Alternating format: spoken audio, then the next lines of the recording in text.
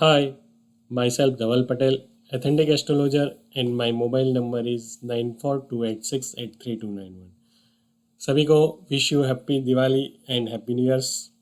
And आज हम कुछ बात करेंगे पर्टिकुलर इंट्राडे ट्रेडिंग में क्या प्रॉब्लम्स होती है और क्या उसका सॉल्यूशंस है। ठीक है, तो उसके ऊपर बात करने से पहले मैं आपको बताना चाहता हूँ कि हमारी फिनेंशियल ऑफ एस्ट्रोलॉजी की एडवांस ट्रेनिंग की नई बैच स्टार्टअप्स हो रही है आफ्टर 24 नवंबर। तो जो भी लोग पर्टिकुलर इस फिनेंशियल ऑफ एस्ट्रोलॉजी का एडवांस नॉलेज लेना चाहते हो तो ले सकते हो और जोड़ के ले सकते हो। ठीक है, तो पर्टिकुलर स्टार्टअप्स करते हैं कुछ इंट्राडे ट्रेडिंग की प्रॉब्लम क्या होती है इंट्राडे ट्रेडिंग। ठीक है, तो intraday tradings bank Nifty Nifty options या मान लो इक्विटी ऑप्शंस में आप अगर ट्रेड करती हो तो कब तब जाके क्या प्रॉब्लम होती है, क्या स्ट्रेसफुल ट्रेडिंग जर्नी होती है, तो इसके सभी ऊपर हम बात करेंगे और क्या इसके सॉल्यूशंस है और हमारे जो मेथड्स है फिनेंशियल ऑफ एस्ट्रोलॉजी की उसमें पर्टिकुलर उसका क्या सॉल्यूशंस है वो भी उसके ऊपर डिस्कस करने की कोशिश करेंगे। ठीक है, और जिसने भी पर्टिकुलर चैनल को सब्सक्राइब नहीं किया तो चैनल को सब्सक्राइब कर लीजिए जिससे उनको टाइमली नोटिफिकेशन मिलती रहे और आप अच्छा खासा प्रॉफिट गेन कर सको।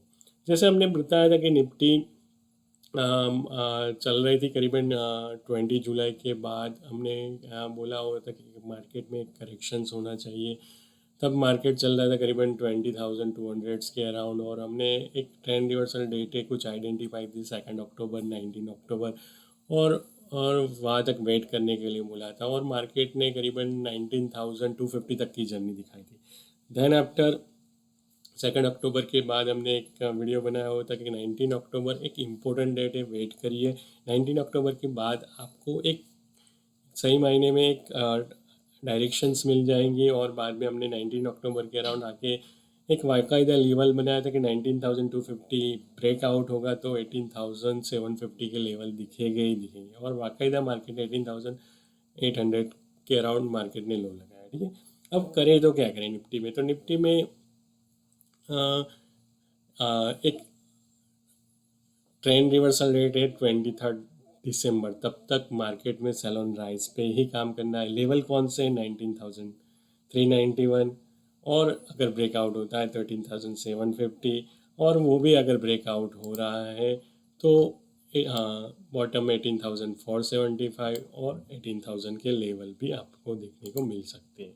ठीक है, मगर आज के ज़माने में लोग पोजिशनल की जगह इंट्राडे ट्रेडिंग्स में ही बहुत मानते हैं और पर्टिकुलर उनको जल्दी से जल्दी ये पैसा कमाना है। ठीक है, तो वो इंट्राडे ट्रेडिंग एक स्ट्रेसफुल ट्रेडिंग रहती है अगर आपके पास नॉलेज नहीं है टेक्निकल या फंडामेंटल या पर्टिकुलर कोई बेस ऑफ एस्ट्रोलॉजी का। ठीक है, तो अगर कोई बेस नहीं है आपके पास तो स्ट्रेसफुल ट्रेडिंग रहती है। क्या प्रॉब्लम्स रहती है, तो कभी कभी क्या होता है कि मार्केट अगर गैप अप खुलता है तो हम सोचते हैं कि मार्केट गैप फिल करने के लिए थोड़ा रिट्रेस होगा तो हम पी बाई कर लेते हैं, मगर पी बाई करने के बाद हमारा एसएल ट्रिगर हो जाता है। ठीक है, कभी कभी मार्केट गैप डाउन खुलता है, हम सोचते हैं कि गैप फिल करने के लिए मार्केट थोड़ा ऊपर जाएगा, सी बाई कर लेते हैं, एसएल ट्रिगर हो जाता है। ठीक है, तो कब एंटर होना है मार्केट में, जब कभी कभी वॉलेटिलिटी इतनी हाई होती है तो बैंक निफ्टी ऑप्शंस में अगर ट्रेड आप अगर लेते हो तो एसएल ट्रिगर होने के चांसेस मैक्सिमम होते हैं। ठीक है, टेक्निकल आप अच्छा खासा जानते हो, प्राइस एक्शन से आप ट्रेड लेते हो तो तब भी जाके एसएल ट्रिगर होने के चांसेस है। मूविंग एवरेज 5 डेज या 10 डेज की क्रॉस ओवर का यूज़ करते हो और जैसे ही एंटर मान लो 9:30 को आप एंटर हुए, आप 5 डेज की 10 डेज को क्रॉस ओवर को यूज़ किया और सडन मार्केट गिर गया। ठीक है, वो एसएल ट्रिगर हो गया। कब जाके मोमेंटम होगी। ठीक है, आप लगातार देखोगे लास्ट थर्सडे एंड फ्राइडे को मार्केट बहुत ही नैरो रेंज में चला। ठीक है, आप सोच रहे हो कि मेरे को 1 जम फॉर रिक्स रिवॉर्ड रेशियो पर्टिकुलर उस डे पे मिल जाए, मगर हमको नॉन नहीं, हम बैठे सुबह के 9 बजे से 9:15 से लेके करीबन 2 या 3 बजे तक और हम सोच रहे हैं कि 1 जम फॉर रेशियो का टारगेट हमको मिलेगा। ठीक है, मगर नहीं मिल पा रहा क्योंकि मार्केट की रेंज ही नैरो रेंज है। तो वो पर्टिकुलर मोमेंटम डे कैसे आइडेंटिफाई किया जाए। ठीक है, तो वो भी एक क्वेश्चंस मार्क रहता है। टारगेट कैसे डिसाइड करें, ठीक है। अब एक्सपायरी डे पे प्ले कर रहे हो आप, तो आप सोच रहे हो कि पैसे मेरे 2x हो जाए, ठीक है। मगर कभी कभी क्या होता है, मार्केट एक नैरो रेंज में फंस जाता है और प्रीमियम मीटिंग हो जाता है और हमारे एसएल ट्रिगर हो जाते हैं, ठीक है। तो ऐसी प्रॉब्लमें रहती है, और वो प्रॉब्लम के बाद दो या एक या दो या तीन एसएल ट्रिगर होने के बाद हमारा एक फियर आ जाता है मन में, और एक माइंड की साइकोलॉजी ये डाउन हो जाती है और हम ट्रेड नहीं कर पाते, एक स्ट्रेस क्रिएट होता है, ठीक है। और हम बाद में इंट्राडे ट्रेडिंग छोड़ देते हैं, ठीक है। हाँ, कभी कभी हाई वॉलेटिलिटी होती है, तो हाई वॉलेटिलिटी में एसएल ट्रिगर हो जाते हैं, और एसएल ट्रिगर होने के बाद हम इंट्राडे ट्रेडिंग छोड़ देते हैं, ठीक है। तो और कभी कभी क्या होता है कि एक लालच जाग जाती है, क्योंकि इंट्राडे ट्रेडिंग में अच्छा खासा गेन हो गया, 10,000 20,000 1 वीक हो गया, देन आफ्टर हम अपनी लॉट साइज बढ़ा देते हैं। तो लॉट साइज बढ़ने के बाद सडन हमारा एसएल ट्रिगर होते हैं 2-3, तो वहाँ ज़्यादा कैपिटल हमारा लॉस हो जाता है, मोर देन 30% या मोर देन 50%, ठीक है। बाद में एक फियर हो जाती है हमारे मन में कि मोर देन या 50% का कैपिटल हमारा लॉस हो गया है, तो हम इंट्रा ट्रेडिंग छोड़ देते हैं, ठीक है। और बाद में पोजिशनल ट्रेडिंग में आ जाते हैं। तो इंट्रा ट्रेडिंग इतना स्ट्रेसफुल रहता है, ये सभी ये प्रॉब्लम्स रहती है कि कभी गैप अप खुलने के बाद हम बाद में ऐसे ही बाई कर लेते हैं, सेल ट्रिगर हो जाता है, मोमेंटम हम डे हाई वॉलेटिलिटी डे होता है, तो तब जाके सेल ट्रिगर हो जाता है, ठीक है। बाद में एक वो भी इंट्राडे ट्रेडिंग प्लेयर के लिए एक क्वेश्चन मार्क्स रहता है कि रिस्क रिवॉर्ड रेशियो कितना रखें, ठीक है। हम अगर एसएल ट्रिगर करके ऊपर ले जा रहे हैं, तो मैक्सिमम आरओआई कैसे इंट्राडे में फाइंड आउट करें, वो भी एक क्वेश्चन मार्क रहता है इंट्राडे ट्रेडिंग में। तो वो सभी का सॉल्यूशन है ये हमारी फिनेंशियल और एस्ट्रोलॉजी की एडवांस ट्रेनिंग्स में मैं स्टेप बाय स्टेप बताने की कोशिश करूँगा, क्या मेथड्स होती है हमारी इंटरनेट ट्रेडिंग के लिए, ठीक है। तो एक हम पर्टिकुलर मून के पी साइकिल को यूज़ करते हैं। मून के पी साइकिल में हम डायरेक्शन फाइंड आउट करते हैं, एक जोन आइडेंटिफाई करते हैं कि 950 से 330 है, तो 950 से 330 के हिसाब से मून के कॉम्बिनेशंस के हिसाब से, या पर्टिकुलर मून के combination as well as the moon के एस्पेक्ट क्या हो रहा है। तो पर्टिकुलर मून अगर मार्स के साथ एस्पेक्ट कर रहा है और जुपिटर के पास एस्पेक्ट कर रहा है और मून के नीचे के नक्षत्र और सब लॉर्ड में 2 7 10 11 जैसे पॉजिटिव कॉम्बिनेशंस होते हैं, तो एक मोमेंटम रहती है। तो और कॉम्बिनेशन से हम पर्टिकुलर वहाँ भी आइडेंटिफाई करते हैं कि रिस्क रिवॉर्ड रेशियो कितना रखना है। अगर फेवरेबल है सब लॉर्ड एंड नक्षत्र और उसके कॉम्बिनेशन भी फेवरेबल है, और मून का जुपिटर या मार्स के साथ एस्पेक्ट हो रहा है, उसके फ्रेंड प्लैनेट्स के साथ एस्पेक्ट हो, तो वहाँ एक मोमेंटम दिखनी है, ठीक है। वहाँ आप इजी वे में 1/3 या 1/4 के रेशियो में काम कर सकते हो। और अगर वॉल्यूम है और एक्सपायरी डे पे प्ले करते हो, तो वहाँ 2x ROI मिलनी है, ठीक है। उसका एक नाइस एग्जांपल से नेक्स्ट एक्सपायरी है करीबन आप नेक्स्ट एक्सपायरी आपको वेडनेसडे को है 15 को, और 15 को एक मैं आपको टाइम देने की कोशिश कर रहा हूँ। 15 को 10:20 से लेके 12:20, ठीक है। 10:20 से लेके 12:20 में के बीच में मून के एस्पेक्ट भी एक पॉजिटिव से, और मून के कॉम्बिनेशन नीचे के नक्षत्र और सब लॉर्ड में 2 7 7 11 जैसे कॉम्बिनेशन आ रहे हैं, वहाँ आप बायोडिप्स करके चलिए, ठीक है। हमारे पुराने भी यूट्यूब वीडियो में भी जाके आप देख सकते हो कि हमने एक लगातार एक्सपायरी डे पे करेक्ट टाइम देने की कोशिश की है with the base of moon KP cycle and moon aspect, ठीक है। एक करेक्ट टाइम होने से एक फियरनेस निकल जाती है। हमने क्लियरली बोला कि नेक्स्ट 15 नवंबर को 10:20 को ही एंटर होना है, तो हमारा ट्रेडिंग सिस्टम करीबन 10 बजे ही ओपन होना चाहिए, ठीक है। तो एक स्ट्रेस हमारा टाइम भी सेविंग्स होता है, और जो हमारा माइंड की साइकोलॉजी है, माइंड में जो स्ट्रेस क्रिएट होता है, वो भी स्ट्रेस नहीं क्रिएट निग्लिजिबल हो जाता है, ठीक है। तो एक एग्जैक्ट टाइम होने से टाइम जोन नोन होता है, ठीक है, कि कौन सी डायरेक्शंस में जाना है, ठीक है। बाद में टेक्निकल इंडिकेटर का सहारा लो, आप 5 डे या 10 डेज की क्रॉस ओवर का यूज़ करो या किनेसिक का यूज़ करो, अपने आप आपको लेवल बोलेंगे, ठीक है। तो एक डायरेक्शन इजी वे में फाइंड आउट हो जाता है, तो वहाँ एक एग्जैक्ट टाइम जोन मिल जाता है हमको ट्रेडिंग करने के लिए, ठीक है। बाद में रिस्क रिवॉर्ड कैसे आइडेंटिफाई करना है, तो मून के केपी के कॉम्बिनेशन सब लोग है नक्षत्र में, अगर 7-11 के साथ 8-12 के भी कॉम्बिनेशन आ रहे हैं, तो करे क्या करें। मून का एस्पेक्ट पॉजिटिव है, मगर 8-12 जैसे कॉम्बिनेशन आ रहे हैं, तो उस पर्टिकुलर टाइम पे रिस्क रिवॉर्ड इसे 1/4 की जगह 1/2 होना चाहिए, ठीक है। तो इस पर्टिकुलर मून के कॉम्बिनेशन से भी हम इजी वे में रिस्क रिवॉर्ड रेशियो आइडेंटिफाई कर सकते हैं। मार्केट साइडवे कब रहेगा, ठीक है। तो मून के नीचे के नक्षत्र या सबलॉर्ड में सैटर्न, मार्स, जुपिटर जैसे प्लैनेट्स होते हैं तो एक मार्केट साइडवे हो जाता है, मार्केट में मोमेंटम नहीं दे सकती, जैसे आपने देखा थर्सडे एंड फ्राइडे को, ठीक है। तो और पर्टिकुलर वॉलेटिलिटी कब होती है, तो मार्केट के नीचे मून के नीचे के नक्षत्र सब लॉर्ड में जब जाके सन, राहु, केतु जैसे एग्रेसिव प्लैनेट्स होते हैं तो एक वॉलेटिलिटी बढ़ती है मार्केट में, ठीक है। अब बात करें एग्जैक्ट डे पे एक सिंगल वन वे डायरेक्शन कैसे आइडेंटिफाई करें, तो वहाँ भी हमारे पास सॉल्यूशन है कि सन नक्षत्र जिस पर्टिकुलर सन नक्षत्र से आप मून का नक्षत्र कैलकुलेट करिए। सन नक्षत्र से 7वां, 8वां और 11वां और 12वां नक्षत्र होता है, तब जाके मार्केट में एक मोमेंटम दिखती है। सिंगल डायरेक्शन में Nifty more than 150 points, more than 100 points की मूवमेंट दिखाता है। लास्ट आपने 25 और 26 अक्टूबर को देखा होगा, वहाँ आप देख लीजिए सन नक्षत्र से मून का नक्षत्र 7वां, 8वां, 11वां या 12वां होगा, ठीक है।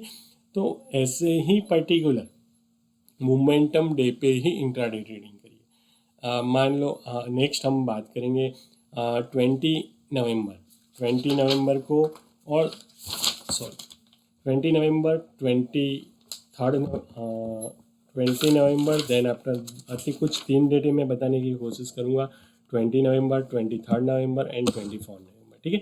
तो ये पर्टिकुलर डे पे आप इंट्राडे ट्रेड करिए जहां आपको निफ्टी की मूवमेंट मोर देन 150 पॉइंट्स की दिखाई देगी, ठीक है। तो ये अप्रूवल लॉजिक है, बैक टेस्ट भी कर सकते हो आप इससे कि सन नक्षत्र से 7वां नक्षत्र, 8वां नक्षत्र, 7वां, 8वां, 11वां और 12वें नक्षत्र पे जब भी मून का गोचर होगा, मून नक्षत्र का गोचर होगा, तब मार्केट में एक मोमेंटम दिखाई देगी, ज़्यादा मोमेंटम दिखाई देगी, ठीक है। मोर देन 100 पॉइंट्स की मूवमेंट आपको दिखाई देगी, ठीक है। क्योंकि तब जाके जो सन नक्षत्र से 7वां, 8वां और 11वां, 12वां नक्षत्र से जो भी प्लैनेट्स गोचर करता है तो वो प्लैनेट्स की स्पीड बढ़ जाती है, ठीक है। तो प्लैनेट की पोजीशन के हिसाब से, ठीक है, ये बहुत ही मायने करता है। सन नक्षत्र से आप मर्क्यूरी, वीनस की पोजीशन देखिए, वहाँ से भी काफ़ी अच्छे क्लू मिल जाते हैं, ठीक है। तो ऐसे ही क्लू जानने के लिए फिनेंशियल ऑफ एस्ट्रोलॉजी की एडवांस ट्रेनिंग की हम पर्टिकुलर प्लेनेटरी मूवमेंट की मोशन को समझते हैं, ठीक है।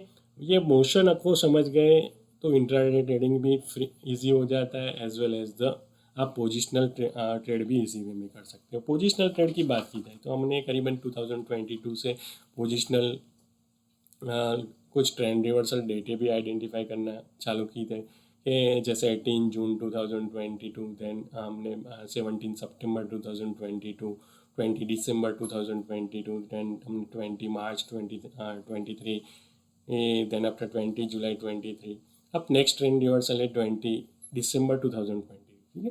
तो एक जोन हमको आइडेंटिफाई हो जाता है जहां हम इजी वे में अपना स्मार्ट पोर्टफोलियो मैनेज कर सकते हैं, ये शॉर्ट टर्म पोर्टफोलियो भी इजी वे में मैनेज कर सकते हैं, ठीक है।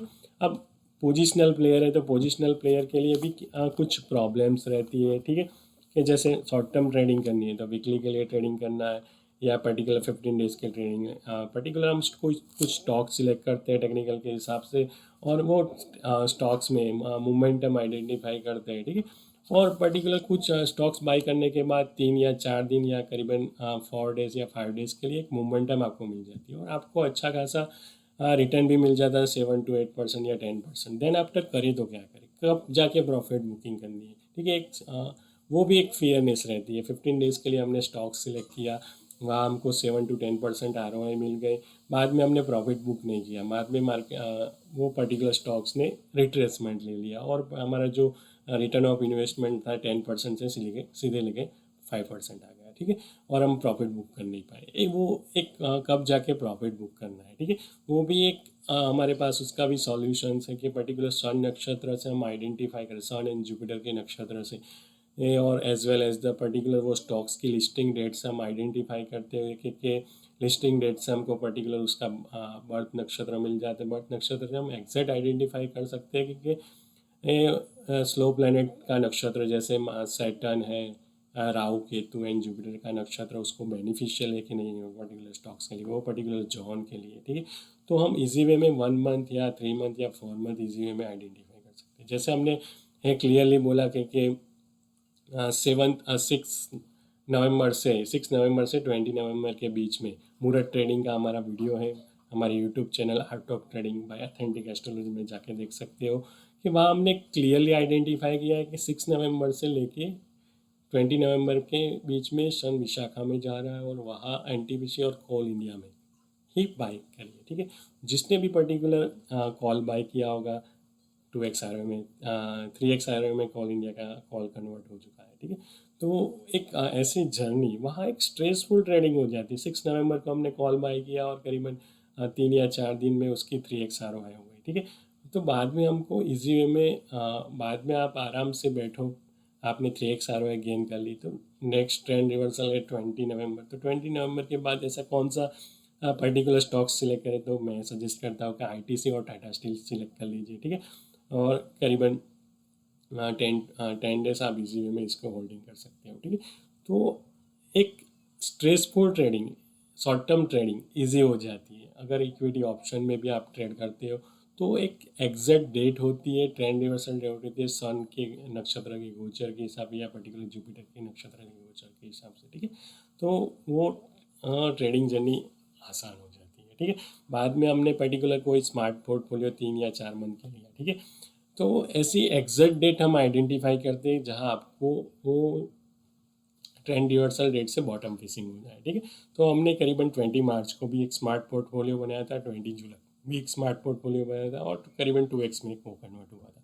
ठीक है, तो हमारे पुराने वीडियो है, वहाँ जाके आप प्रूवन स्ट्रेटजी है स्मार्ट पोर्टफोलियो कैसे बनाया जाए एग्जैक्ट ट्रेंड रिवर्सल डेट पे बॉटम फिशिंग करके। ठीक है, तो ये सभी जानने के लिए फाइनेंशियल ऑफ एस्ट्रोलॉजी की एडवांस ट्रेनिंग है, आके जुड़ सकते हैं। और जिसने भी पर्टिकुलर चैनल को सब्सक्राइब नहीं किया, चैनल को सब्सक्राइब कर दीजिए और प्रेस बेल आइकन को प्रेस कर दीजिए। ठीक है, तो और पर्टिकुलर कभी कभी क्या होता है कि मोर देन 1 ईयर या मोर देन 3 ईयर के लिए आपको होल्डिंग करनी है, तो वो पर्टिकुलर टाइम पे सैटर्न का ट्रांजिस्ट या पर्टिकुलर राहु एंड जुपिटर का ट्रांजिस्ट देख के भी हम पर्टिकुलर स्टॉक को इसी में सिलेक्ट कर सकते हैं। ठीक है, और मैक्सिमम ROI गेन कर सकते, कब जाके हमको SIP में इन्वेस्ट करना चाहिए। ठीक है, और कब जाके विड्रॉल करना चाहिए, वो सभी डेट भी आइडेंटिफाई कर सकते हैं, मंथ भी आइडेंटिफाई हम कर सकते हैं। ठीक है, तो और पर्टिकुलर SIP की ऐसी कौन सी डेट पे ही हमको SIP का जो प्रीमियम है कट करना चाहिए, वो भी हम इसी वे में पर्टिकुलर ये ट्रेंड रिवर्सल डेट से आइडेंटिफाई कर सकते हैं। ठीक है, तो ये सभी सॉल्यूशंस हैं हमारी financial of astrology advance training में। ठीक है, वहाँ के आप जुड़ सकते हो। तो इंट्राडे ट्रेडिंग को अगर स्ट्रेसफुल ट्रेडिंग बनाना है, फियरलेस ट्रेडिंग बनाना है, हम बोल रहे हैं कि astro trading is the fearless trading. ठीक है, तो वो बनाना है तो हमारी आर्ट ऑफ ट्रेडिंग टीम से जुड़ सकते हो। ठीक है दोस्तों, अगर ये मेरा लॉजिक अच्छा लगा हो तो ज़्यादा से ज़्यादा लाइक कीजिए, शेयर कीजिए और सब्सक्राइब कीजिए। और कोटक बैंक को बाय करना मत भूलिए 1 दिसंबर 2023 से लेके 30 अप्रैल 2024 तक। ठीक है, एक मोमेंटम स्टॉक से दिवाली के लिए मैं आपको बाय करने की सजेस्ट कर रहा हूँ। और हमने करीबन 30 अक्टूबर के अराउंड ही एक वीडियो बनाया हुआ था, और कोटक बैंक में आप देख सकते हो क्या मोमेंटम मिली है यहाँ कोटक बैंक में। ठीक है, कोटक बैंक आप देख सकते हो क्या मोमेंटम मिली है, 1700 से लेके आप 1750 ब्रेकआउट मिलेगा ही मिलेगा आपको, अच्छा ब्रेकआउट। और ऑल टाइम हाई क्या चल, ऑल टाइम हाई से के ऊपर भी वो जा सकता है। ठीक है, ऑल टाइम हाई आप यहाँ देख सकते हो करीबन। ठीक है, 2044 के अराउंड उसका जो हाई है वो भी ब्रेकआउट होगा ही होगा। जोन कौन सा है, जोन है 1 दिसंबर से लेके 1 दिसंबर 2020 से लेके 13 अप्रैल 2024 कोटक बैंक। क्यों? क्योंकि सान सतभिषा में जा रहा है और राहु है रेवती में जा रहा है। ठीक है, तो ये दो प्लैनेट्स की नक्षत्र मूवमेंट, नक्षत्र गोचर उसके लिए प्रॉफिटेबल है। ठीक है, कोटक बैंक को ही बाय करिए। ठीक है दोस्तों, थैंक्स अ लॉट।